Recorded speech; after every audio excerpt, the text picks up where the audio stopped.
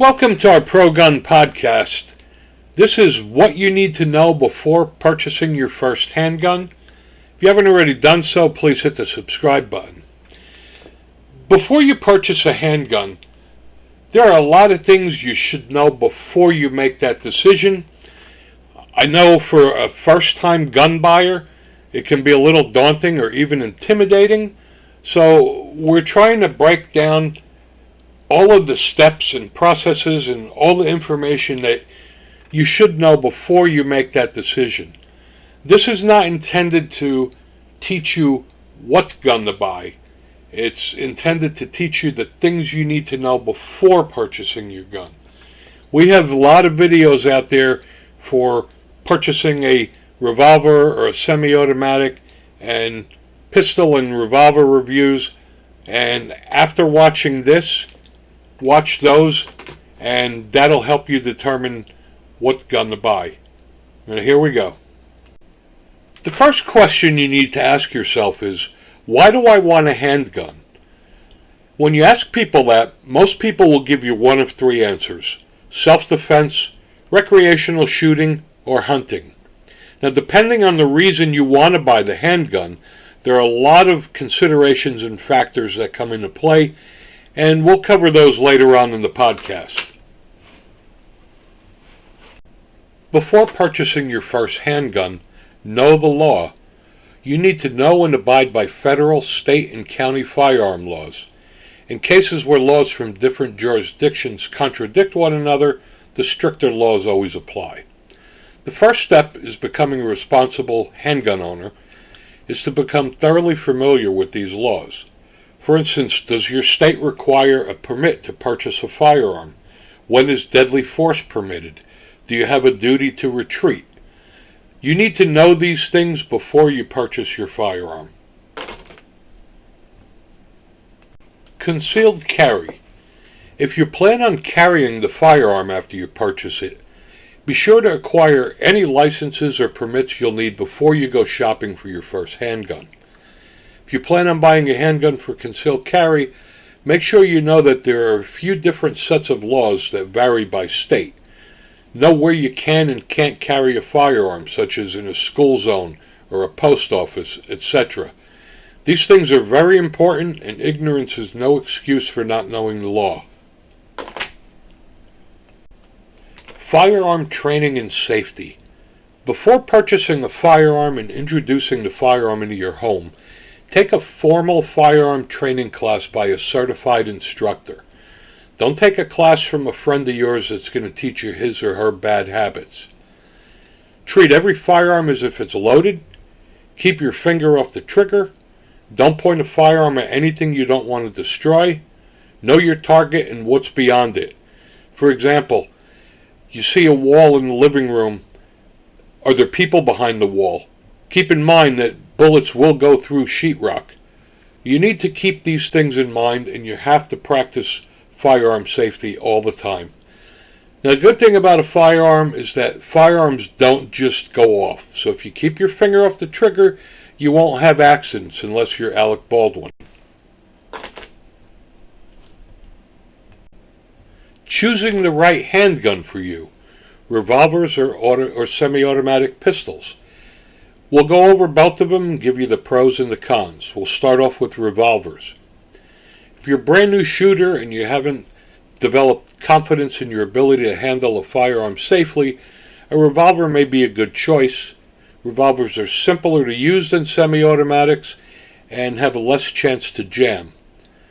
Revolver drawbacks, however, are low ammunition capacity, and it takes a long time to reload, and there are less choices of ammunition. Now, let's cover semi-automatic pistols. Semi-automatic pistols are a little harder to use, but they're still perfectly manageable with a little bit of practice and patience. They're not as simple as a revolver, but they're not highly complicated either. The main advantage is that there's higher ammunition capacities. For instance, revolvers typically hold 5 or 6 rounds, where semi-automatic pistols hold between 10, 15, even 19 rounds. Okay, it's much quicker to reload because all you do is eject and insert a new magazine. The ergonomics are better, so they generally make a better home defense handgun, and there's more ammunition choices available than a revolver. So if you're going to be planning on carrying a firearm, a semi-automatic pistol may be a better bet for you.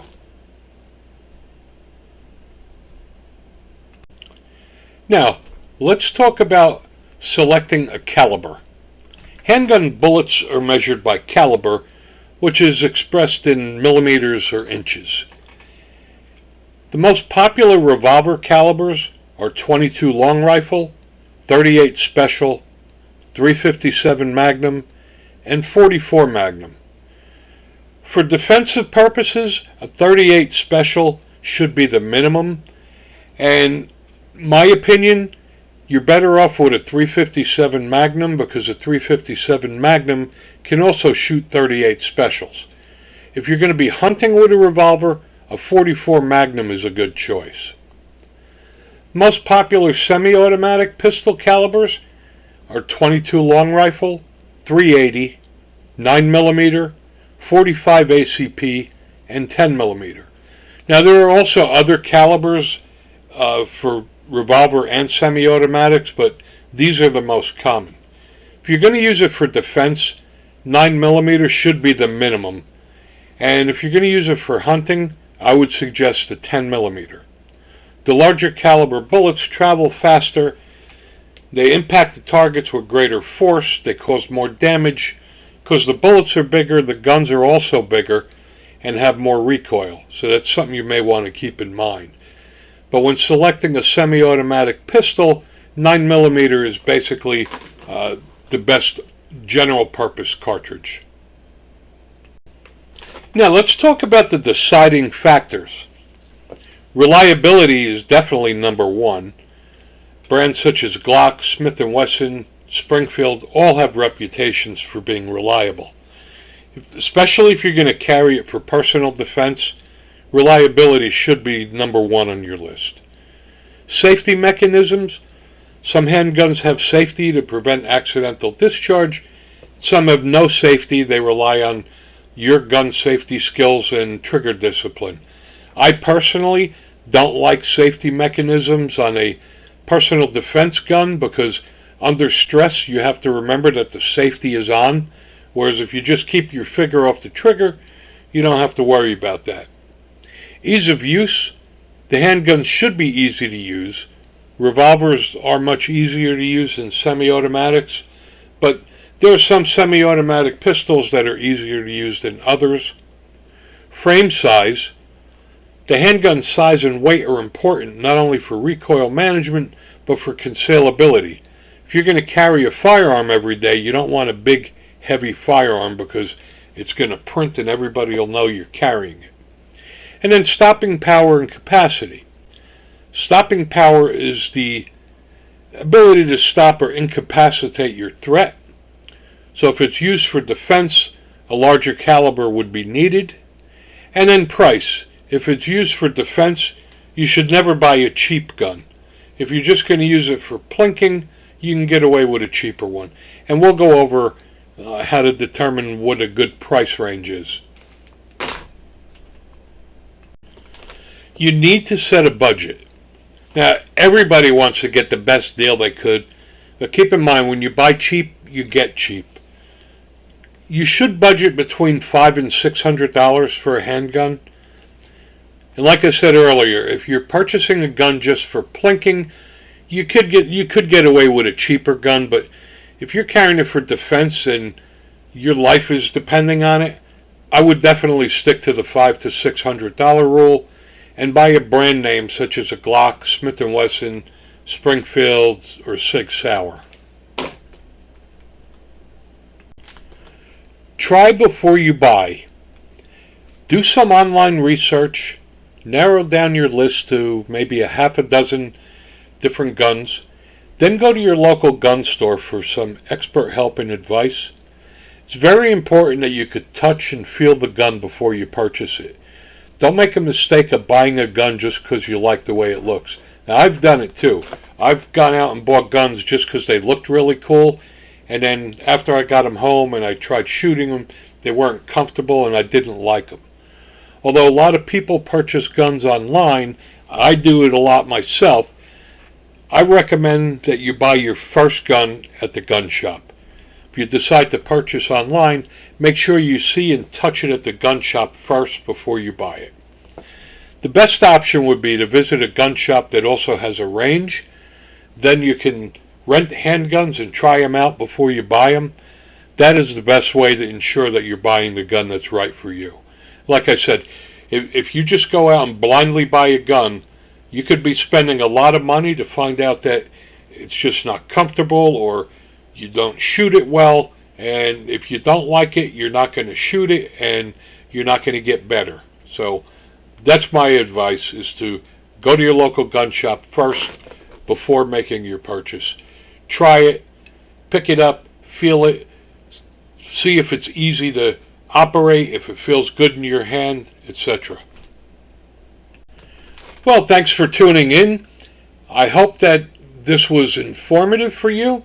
I hope it gave you enough information for you to determine what type of handgun you want to buy, whether it's a revolver or a semi-automatic pistol, and whether you want to use it for home defense or plinking or hunting. I hope this information makes a decision easier for you. This is not designed on how to buy a gun. It is basically all the information that you need to determine what type of gun you want and what you need to know before purchasing it. So if you've already decided that you want a revolver or a semi-automatic, please watch my videos. I've done a lot of reviews on pistols and revolvers, and I'm sure there's one of them out there that will help you make a decision. Thanks again.